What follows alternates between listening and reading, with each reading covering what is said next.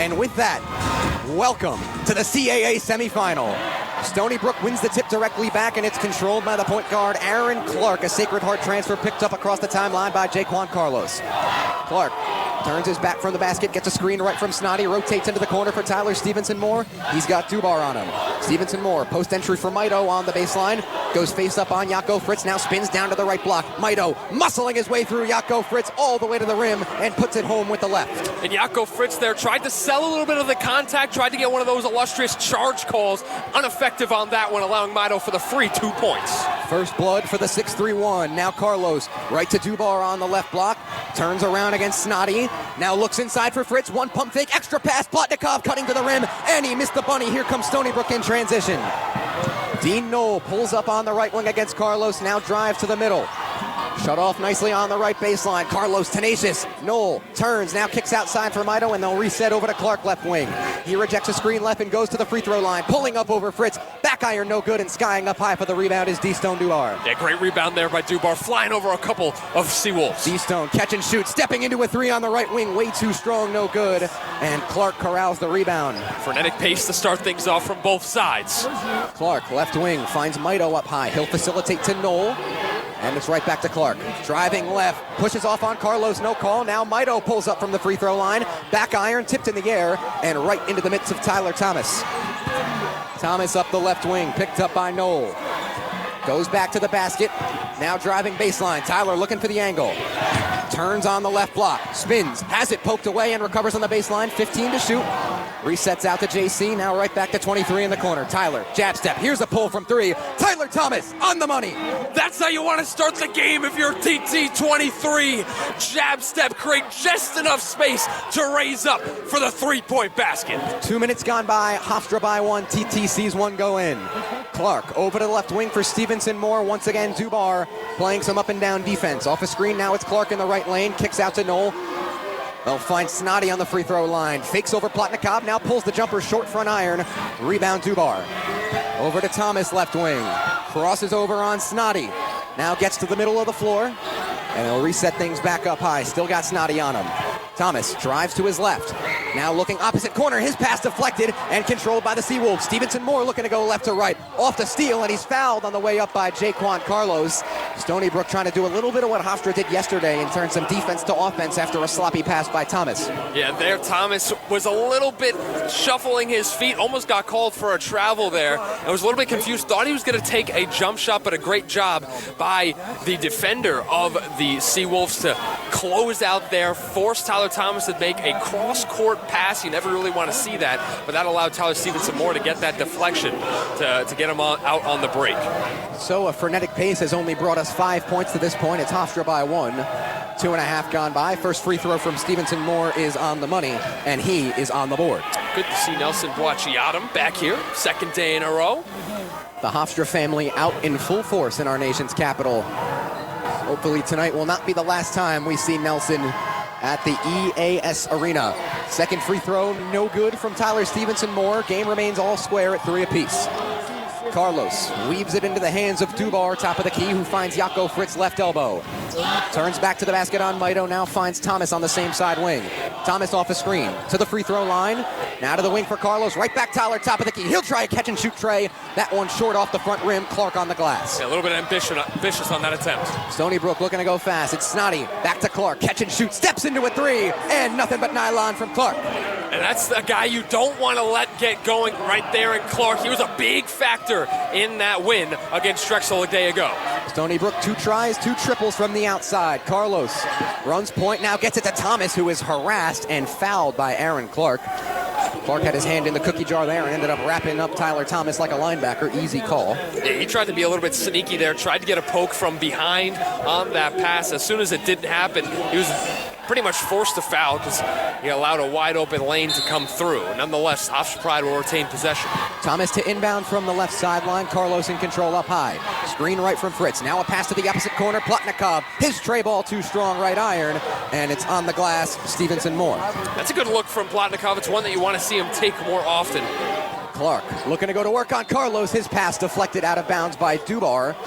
D-Stone will plead with the officials that it, in fact, went off Stevenson Moore, but he's not going to win that battle. It stays with Stony Brook. Well, in fact, I thought it went off of Snowdy at the end there. Did not, though. From directly in front of the Hofstra bench, it's Aaron Clark. Sacred Heart transfer goes left on Dubar. Now steps back, thinks about a pass inside to Fitzmaurice, who's fresh into the game, and he'll go right to the chopping block on Fritz. Has it poked away out of bounds by Carlos, and now it'll be Stony Brook from under the cup with 12 to shoot. And that's what you want to see against a tall guy like Fitzmaurice. You have him back up against Fritz. He's the primary defender, but it's always good to get a secondary hand in there to try to knock it away. You saw that there by a couple of Hofstra defenders. Back and forth game on the defensive end so far. The referee giving Keenan Fitzmaurice a stern talking to. I'm not quite sure for what, but nonetheless, it'll be Clark from under the hoop. Looks corner for Stevenson. Moore now lobs it up high for Fitzmaurice. He'll go up against Jaco Fritz with the hook shot, and they'll get Fritzy on the foul there as he leapt and hit the wrist, so it'll be 2 free throws for the big fella. Yeah, right there. Yeah, Fitzmaurice was able to spin off on that inbound action, and because of that, there's just too much space. He got the ball off the inbound, and at that point, you're in recovery mode, pretty much left no choice but to foul, and it's exactly what he did there. Fitzmaurice, not your typical big man at the free throw line, a 77% free throw shooter as he knocks down the first. And he had a big game, too, last night against Drexel, hitting a bunch of threes at the end from that right corner, and also was just pretty much stroking it from that deep two-point range all night. So it's definitely something you have to see, a different type of dynamic for the Pride to defend. With his first foul, Jaco Fritz will take a seat. Washington and Sunday come in for the first time tonight. Second attempt from Fitzmaurice is up in front of the Hofstra faithful and down off the back iron. And Stony Brook able to get off to a hot start here, 8-3. Now it's up to the Pride to see if they can get back here offensively. Trying to quell a 6-0 run. Next whistle will take us to a timeout. Carlos to his left finds Thomas right corner off a screen. His three-pointer rattles around off the left iron. No good. Hofstra cannot get the lid off the basket. Stevenson Moore up the left wing against Carlos. He's shaded back to half court where he finds Clark. No hesitation from Clark on the tray ball. That one off the side rim, no good. And Washington soars in for a strong rebound. Thomas up to Carlos left wing. He'll step into a three. JC finds Twine again. And that's who you go to when you need a bucket. JC continues it from behind the arc to bring this lead back down to 2. Yesterday's Maestro on the board with 3 2-point game, 15 and a half to go. Snoddy to the right side. Stevenson Moore steps into a tray way too strong, and Thomas picks it up off the backboard. Tyler across the timeline, gets a screen from Sunday, now attacking Fitzmaurice. Jump stop to the left block and a lob it back out to the left wing for Dubar. D-Stone calls for the screen. Fitzmaurice switches on, now past Carlos, top of the key. He's feeling it from the outside. Oh my! Carlos connects again. You cannot stop this man. A man with a chip on his shoulder was not selected to an All-CAA team, and he said, you should have thought again. Pride back in front, 9-8. If you're just joining us here in Hempstead, a 5-3 lead for the Hofstra Pride in this elimination game here at the CAA Championships at Bill Edwards Stadium.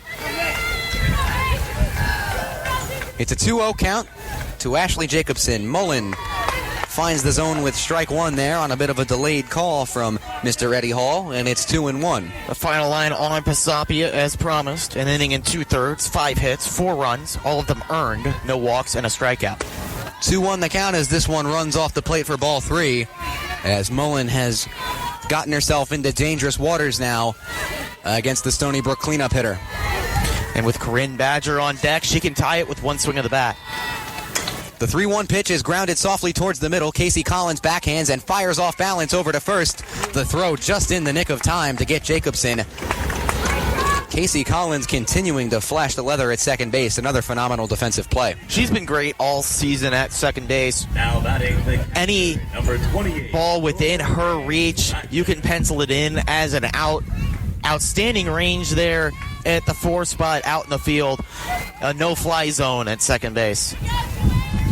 Corinne Badger, the catcher, in as she takes strike one right down Broadway from Mullen. Popped up to Annabella Pasapia in the circle back in the first inning. As the 0-1 misses narrowly inside. Count evens at 1 apiece on Badger.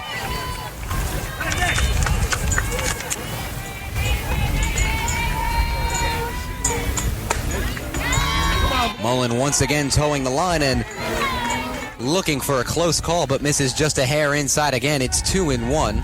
She's targeting the inside of the plate to these Stony Brook hitters. She does not want to miss over the heart. Here comes the 2-1 pitch. This one on the corner for strike two. Nikki Mullen has been precise, to say the least, in this young outing so far. And when she's missing her spot, she's missing it inside of the hitters, not where she can get hurt. This one lined into right field. It's a base hit on the 2-2 pitch. A ground ball through the 3-4 hole escapes the reach of Casey Collins. So the Seawolves have a one-out base runner in Corinne Badger. Well, Badger did a good job reaching out to poke that one to the opposite field. Hard ground ball, and that one Collins couldn't have a chance at it. Hit too hard for her to reach it. So now a one-out base runner for Stony Brook, tying run to the plate.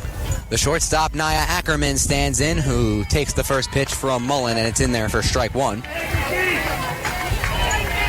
Ackerman grounded out to first base on what proved to be an acrobatic effort by Angelina Iapolo. 0-1 the count, this one off the plate for ball one. And a quick shout out to all the fans that have stuck around here for the Hofstra Pride. First game started at noon, and this one didn't kick off until about 5:30.